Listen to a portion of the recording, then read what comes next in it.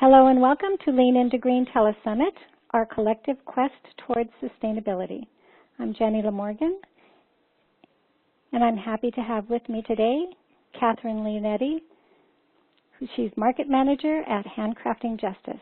They provide access to fair trade markets for unique, handmade goods created by enterprising women in the developing world. These artisans are working to lift themselves and their families and communities up out of poverty. Handcrafting Justice offers far more than fair trade, and Katherine's going to tell us more about that. Welcome, Katherine, and thank you for joining us.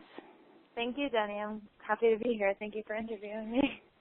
All right, and thank you for your really good work at Handcrafting Justice. How long have you worked with them?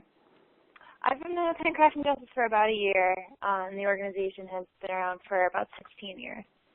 Wow, that's a long time. All right, a long time to be doing such good work. Yeah. Well, let's start with a definition of fair trade and how that works for your organization. Definitely. So there are a few different definitions out there for fair trade, but generally everyone agrees that it is a set of ideals that promote fair trade, in the name, between producers in developing countries and trade partners globally. So what that means is we ensure that everyone who produces products to be sold in a fair trade market is being paid a fair living wage, working in dignified conditions, and generally adhering to moral standards of production. So the particular organization that we are certified through is called the Fair Trade Federation, and they use a set of 9 principles to define fair trade. And among those principles are some very important factors, including maintaining clear and transparent relationships with our partners, paying them promptly and fairly, respecting their cultural identity, and cultivating environmental stewardship. So all of those principles are very big and encompass a lot of different things, but the guiding principle of fair trade as a movement is that all of the trade that we do is guided towards helping people in developing countries develop through trade rather than an aid-based policy, meaning that we develop professional business relationships with our partners that benefit them positively and make sure that they're getting a fair part of the profit and everything having to do with the production process. And it also, by giving them a fair wage, it also allows them and enables them to produce their products in an environmentally caring way so that they're not destroying the environment around them. That's a huge piece.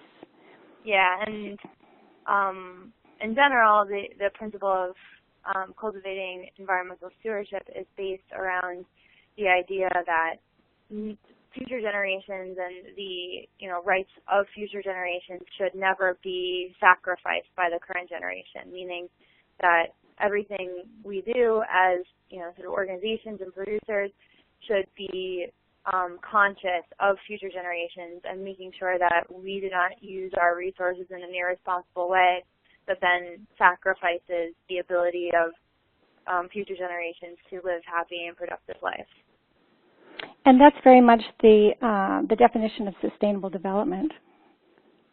So making sure that we provide for the next generations. And that's very much the belief system of Native peoples, the indigenous peoples of the Americas as well. So we're just kind of coming full circle. So do you find that same spiritual connection to the environment and to the earth in the communities that you work with, so that they're caring for their own environment rather than yes, very, very much so. It? Yeah, and a lot of our producers choose to work with recycled materials and natural, sustainably harvested fibers, so that they, it often works hand in hand with materials that are affordable to them and also sustainable to the environment. And especially a lot of the indigenous populations that we work with a lot of their subject matter is very natural and spiritual to them, so they're able to, you know, maintain those practices and also use traditional materials that are not harmful to the environment. Right, and that's important to you when you take on co-ops. Do you work mostly with women's co-ops in these countries? Are they already organized into co-ops, or is that something that you help to make happen? So part of our approach is in inspiring the women to develop on their own business models is embracing whatever model works best for them. And we have a really big range of different sites that we work with. Some, you know, for example, we work with a lot of women in Argentina and Chile and the Andes Mountains, and they actually live quite far away from each other. So a lot of those women will work at home and come into the production center to gather supplies and meet with other women. So that's more of a loose work site. And then we also work with cooperative models where that makes sense. So one of our partners in the Philippines is cooperatively organized, and they all own shares of the business and collaborate that way. So we really leave it to the women to organize themselves in a way that is, you know, that makes the most sense, so that we're not imposing a structure on them that it doesn't help them in the most efficient way. And we're moving in that same direction here, aren't we, in the United States with our work models? I hope so, yeah. I know. And you make products. I'm looking at your website now, and you make lovely products. They're available from 20 different countries in Africa, South America, and Asia. How are these women paid for their work? Is it direct payment to the co-ops? How much of a middleman, middle person kind of piece is there? Do they feel like they have contact with those of us that are buying their beautiful products? Yes, definitely. Part of the beauty of fair trade is that it really does cut down in any lack of transparency in the supply chain, and also the relationship between us as the organization and them as a producer. And the women are paid generally a fair hourly wage for their work.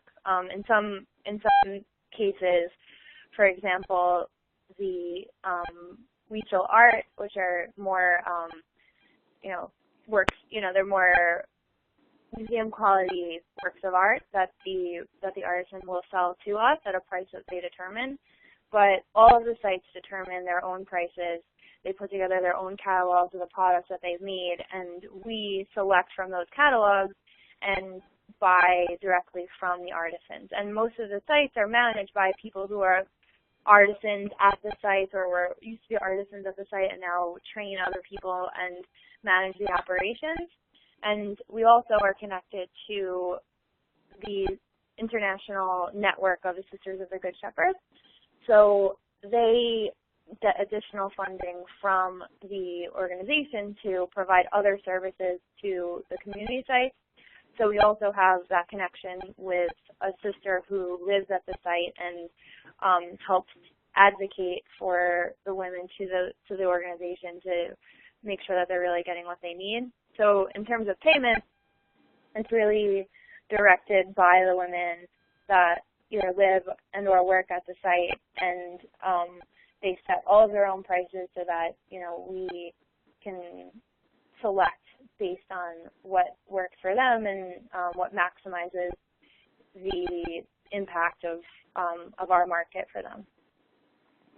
And it sounds like, too, sometimes startup funds might be required. So having that institutional help to get started and that funding to get started is so important. Yeah, definitely. And another thing that we do through the Good Shepherd International organization is provide skill training and workshops so that women can be trained in the skills and use them elsewhere as well, so that they gain a real economic empowerment from being involved with the organization. Because in addition to income generating projects that involve trade or fair trade, a lot of the sites also have their own local businesses. So, for example, in Bangkok, we work with one site that also manages a restaurant in addition to producing crafts. So overall, the multiple sources of income really end up being empowering and give a local presence to the women's organizations as well. That's wonderful, because the economic independence that women are able to have. One thing that we appreciate at Green Women's Store is that if you put the money into the hands of the women, everybody benefits. The community benefits, the families benefit, and that's really so powerful in the world, and I think we're learning it globally. So it's that economic independence for women. It just enriches and enlivens the entire community that they live in. So important. Definitely. And I think also from an environmental standpoint, the more access to education that's provided from economic empowerment will have a long-lasting impact on environmental stewardship, because I think the more access to education people have, the better stewards of the environment that they end up becoming in adulthood. That's true. It all starts with education, and of course, the more education that we have and that we can provide, the farther the women are able to go on their own. Even though you might be the beginning seed, they're able to take it and create and really just fly with it. That's wonderful. Do you see that kind of happening with the women in the co-ops? And yeah, definitely, and especially to note the beginnings of the organization. We recently met with a woman who has been living in Nong Khai, Thailand for about 13 years at this point. So she really saw the beginning of some of these sites, and the influx of capital from income generating projects like the fair trade relationship with Handcrafting Justice has really enabled them to vastly expand the amount of services that they're able to offer, the number of people that are able to be employed in the center. So, the women really take the beginning, of this opportunity to generate income and just make it grow into a completely different and, more impactful organization, all their own. Wonderful, wonderful. And that must be exciting for you, too. I mean, you must love your job. Yeah, no, I really do. You're right in the middle of it. You get to hear all the stories and be there when all the good things are happening from beginning to middle to end. Yeah, sorry. Sorry, can you speak to the importance of handmade goods? Because, a lot of our access in the United States to handmade goods is foreign sourced. And, of course, we want to encourage consumers to buy handmade goods, made from all over the world. But can you just speak to the importance of handmade goods in economically and just in world trade? Definitely.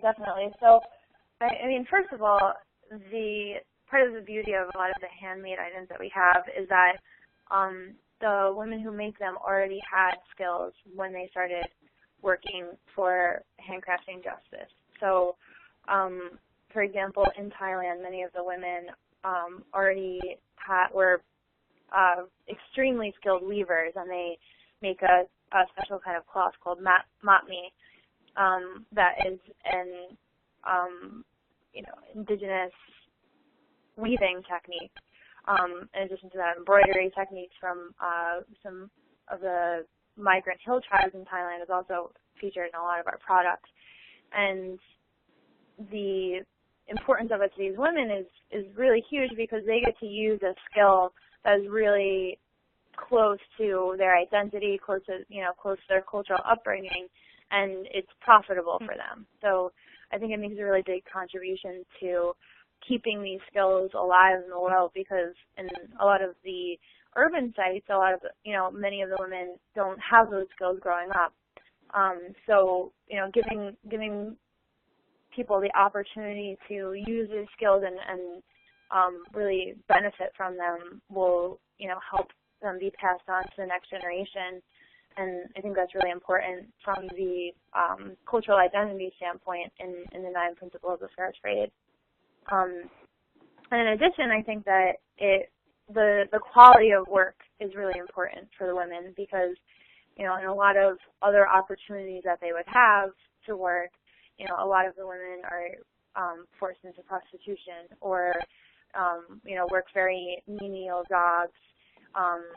Some of them in factories where they, have these horror stories of sweatshop labor, but when they're making something by hand, it's a very dignified process. It fosters a creative spirit, and, we have countless quotes from women who tell us that it really is a much more fulfilling and meaningful experience to make something by hand and see it through, and we think that this kind of self-esteem and empowerment that someone gains from making something by hand is, almost as empowering as the economic aspect, because, the confidence that the women gain is just huge. And there's really a human rights piece to fair trade, isn't there? Yeah, very strong. And I think that all the principles, especially, the 9 principles of the Fair Trade Federation, really encapsulate all the different ways in which trade can be empowering and can lift people up rather than put them down, as it so often does in the globalized system of mass production. Right. We hear a lot of stories about the factory horrors for workers, and that just isn't the case with handmade goods. It's right.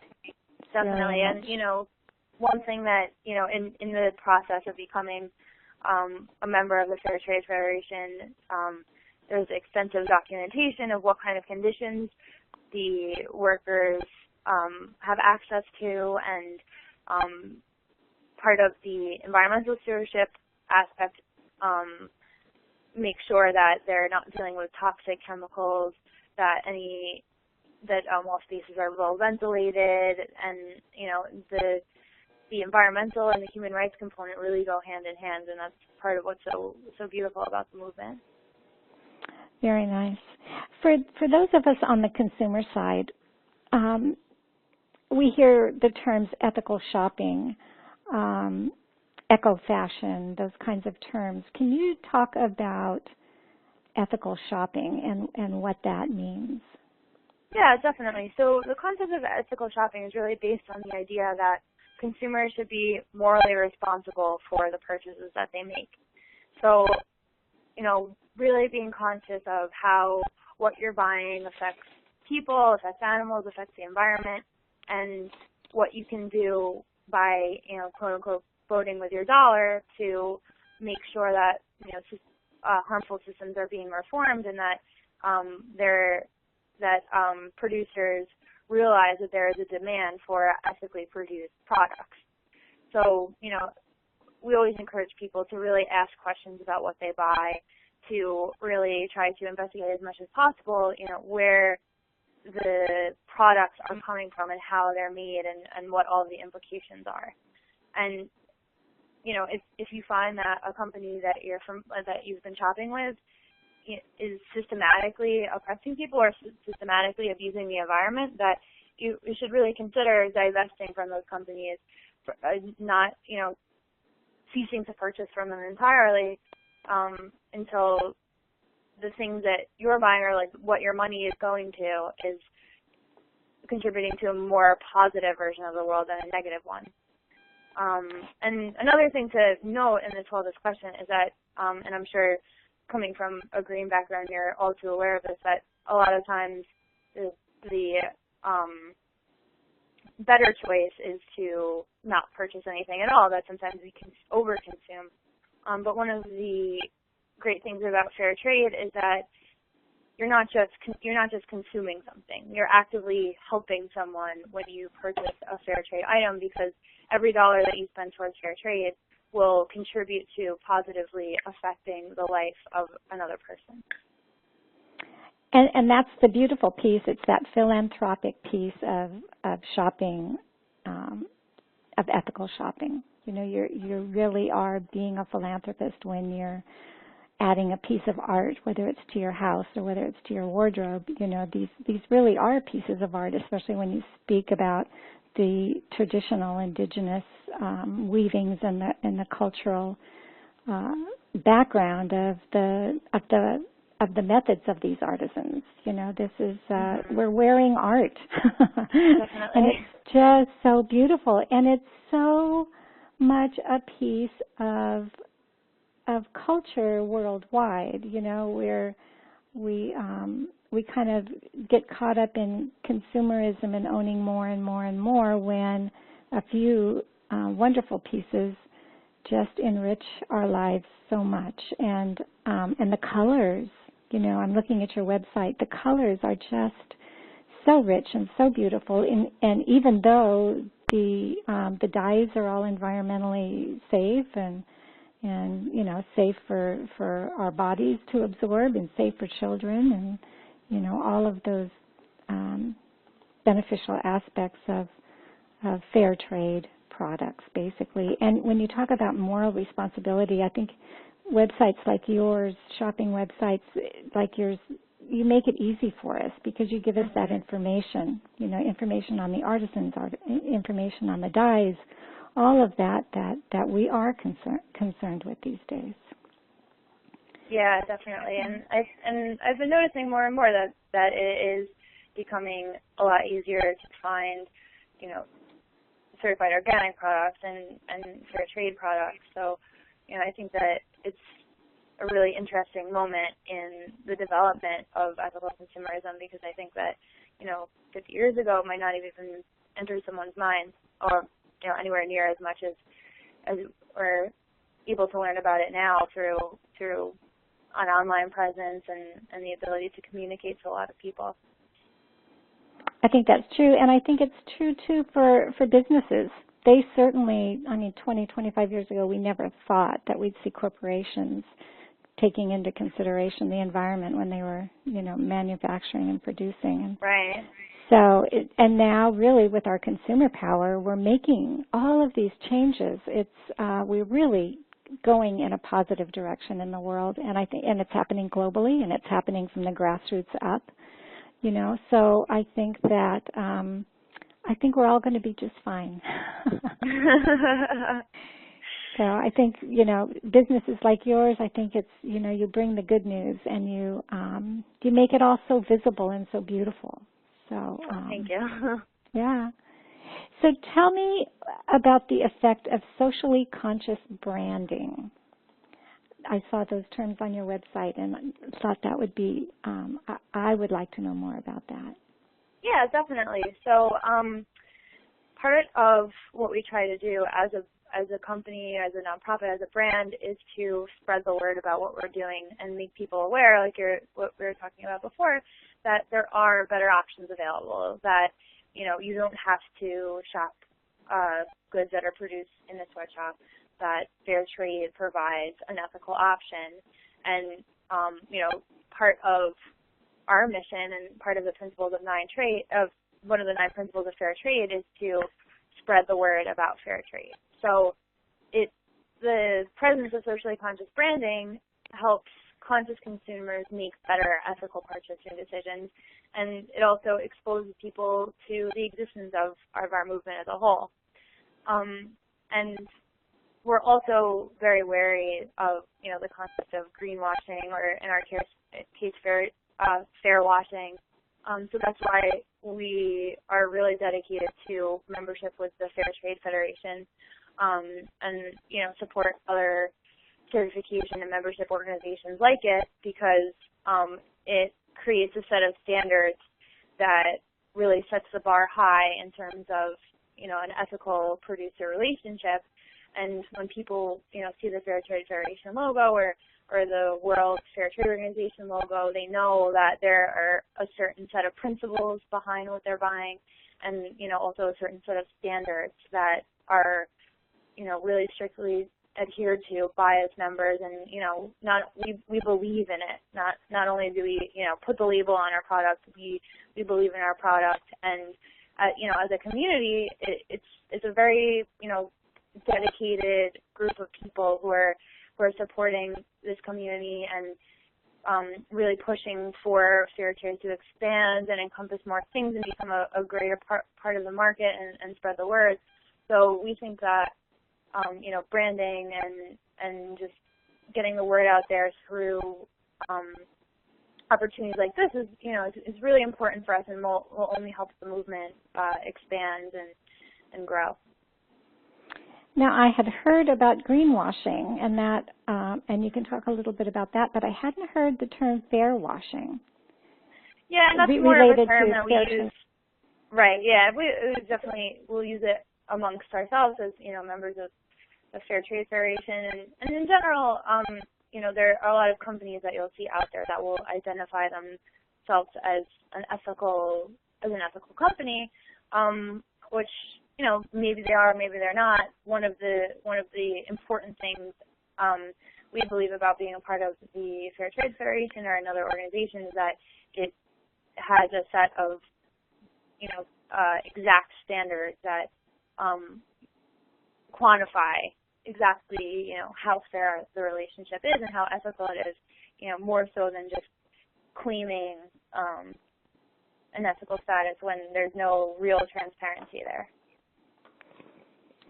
So as more and more businesses and nations are getting involved in fair trade, the standards are there now. We've actually evolved to the point of having standards set, and that's really quite remarkable, isn't it? Mhm. Yeah, and I think it's very important. And the standards are international, correct?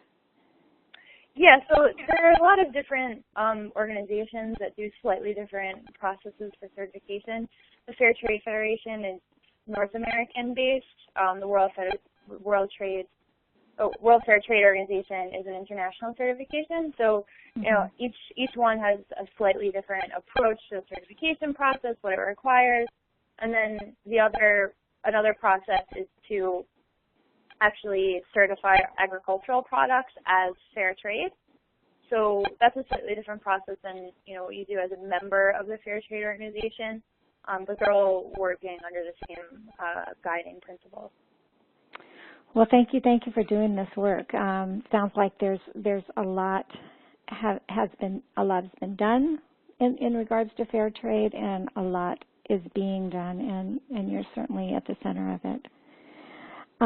Can you tell us about the entrepreneurial spirit of the women that you work with in these co-ops, and how do you nurture that spirit? Yeah, definitely. The women that we work with are, amazing in so many ways, and a lot of them have been through just terrible things. A lot of them have, been involved with prostitution, or forcefully pushed into that field. A lot of them are victims of domestic abuse, but all of them across the board have this, really inspiring sense of wanting to take their fate into their own hands and really achieve something and achieve a better life for their children. So I think that their entrepreneurial spirit is really, rooted in this desire for their daughters to have better lives than they did, to have access to education. And as an organization, we're very dedicated to the trade, not aid philosophy, meaning we don't want to just push aid on these women to sustain them for a little while. We want them to have skills that will last them a lifetime, that will really be able to enable them in the long term. So, rather than just giving them money or resources, we try to empower them through training. And, some of the examples I mentioned before, the access to vocational training, the workshops that the international organization does to teach them how to, conceptualize what's appealing for Western markets so that they can produce products that will sell well and make them even more successful And all of those skills, even the management of their organizations, are things that they can bring elsewhere and, teach to their children. And, all of them really give back to the organizations that they work with. Many started out as young girls, teenagers that trained with the organization, and something like pottery, and now have come back as teachers and help other women in the way that they were helped. So all of them are always looking for opportunities to expand, to grow, and it's just really inspiring. As a woman in this country who's had a lot more opportunities than them, to see, wow, you really are taking this huge amount of initiative, and it's really a privilege to get to share their stories. Well, so let's hear some of the individual stories of these women. Yeah, definitely. So I'll talk about two examples, one more general story about one of the sites that we work with that's really inspiring, and then I'll share a quote from a little girl who was involved in one of our centers. So first, one of the most inspiring projects is the Hands of Hope projects, and they deal mostly with paper-based goods and cards. And all the people involved with this site have been in some way affected by HIV. So in Thailand, there is a huge and very abusive sex trade that a lot of women get pushed into, and because of lack of resources, unsafe practices, a lot of them are exposed to HIV. And in a somewhat traditional culture like Thailand, it is extremely difficult to thrive after a diagnosis of HIV because it's very stigmatized in the society there. So when the site there started, the sisters saw that there were a lot of these women that had been exposed to HIV, who lacked adequate medical care, who lacked adequate resources to find a job. So in seeing this need, they started the Hands of Hope project. And what that does is it creates jobs for women and even opportunities for their children to produce cards and other paper goods to generate extra income and help them afford their medical expenses and make a day-to-day living. And one of the amazing things that the center contributes is when women are pregnant, they offer healthcare options so that they can have a safe pregnancy and give birth to babies who are HIV-free. So that project in particular is one of the most inspiring stories because it really gives women an opportunity who are otherwise very ostracized from society to rebuild their lives and rebuild that sense of confidence and self-worth that that they lost in a system that is extremely abusive and very tragic in a lot of ways. And we have several stories of women that went through this program and raised children, and their children are now attending school. We have young girls that had access to college, even at that level, are becoming nurses themselves. So, that is one really inspiring story. And then the last one I'll share is from a site in Colombia. We work with a site that has women who design their own jewelry and produce it with local materials. And we have this one quote that I always like to share from a little girl named Esperanza, who's 9 years old at the time. And the town that these women come from and the region in general suffers a lot of domestic abuse. And we hear a lot of stories from women that just really lost their sense of agency through abusive spouses, and this little girl kind of reacts to that in her exposure to handcrafted injustice. So quoting from her, she says, "Sometimes people forget about little girls like me, but not the center where my mother goes every day. The center pays attention to all the girls in my area along with our mothers. They say that girls and women are really important. When I go with my mother, it's different. They tell us we are important, and they tell us it is against human rights for anyone to hit us. I don't understand all about human rights, but I like going to the center with my mother because I feel good and safe. I don't go to school every day, but I want to. When I can pay for clothes and paper, I will go every day. Maybe I'll be a fashion designer when I grow up. I like to see and make pretty things. At the center, my mom earns money for the jewelry she makes. She says that they sell their work very far away in the U.S. We don't cry when we're at the center. In fact, we laugh a lot with the other women and children. So I always find that quote just encapsulates a lot of the really great things that, women gain from having the opportunity to, produce economically. They gain a sense of confidence that they're making something. They earn a sense of self-worth and, being among other women who are, helping to empower each other. And, a little girl like Esperanza at 9 years old is realizing at a really important age that she is important and that, women do deserve respect. And, that's all we can really hope to do for a little girl like that otherwise might not have, really realized how important and special she is and, and the important work that her mother does. So that's really beautiful, Katherine. Thank you for sharing that. That's it's like the stories that we hear here, how one teacher can make a difference because that teacher has so affected a child positively, and there's hundreds of children having that effect with Handcrafting Justice and mothers and communities, and it's really beautiful. It's the kind of foreign policies we should really promote, Mm-hmm. that it creates such peace in the world, and education is such a piece of it as well. It's such a necessary piece. So thank you for all your really good work here. Thank you so much for speaking with me. So let's give folks a link to your organization so that they can, and we're providing them as well, but let's do it in the interview here. So if they're just listening and they don't have access to a computer that they can click on right now, let's give them that link to Handcrafting Justice. So our homepage where you can learn all of the information about our organization and also shop for some of the handmade goods that we discussed during the interview. You can go to handcraftingjustice.org, handcraftingjustic.org. Another great contribution you can make is purchasing an artisan empowerment gift.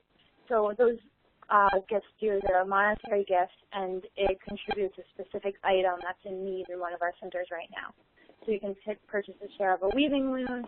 You can contribute chickens to a homesteading garden so that women can raise extra money and have a better food security. So those can be found at handcraftingjustice.org/shop/artisan-empowerment-gifts, and you can also link there from the shop section of our website. And there are several options to make a donation and contribute to a life of one of the women that we discussed. And you can also shop by country or by product category by going to handcraftingjustice.org/shop/countries. And that has a list of all the partners that we work with and some of the stories that I shared today. Very nice. Thank you. And we'll provide those links for everybody as well. And to say thank you very much for enlightening us and also inspiring us. I mean, all of these stories of hope and forward thinking and forward action, really, in regards to fair trade and human rights and economic justice. All of these issues are very connected to environmental sustainability. So we thank you very much, Katherine, and we thank you so much for the opportunity, Jenny. All right, and we thank Handcrafting Justice for all your good work in the world. And you will hear more from Lean Into Green, and stay tuned. Thank you very much, and bye-bye for now.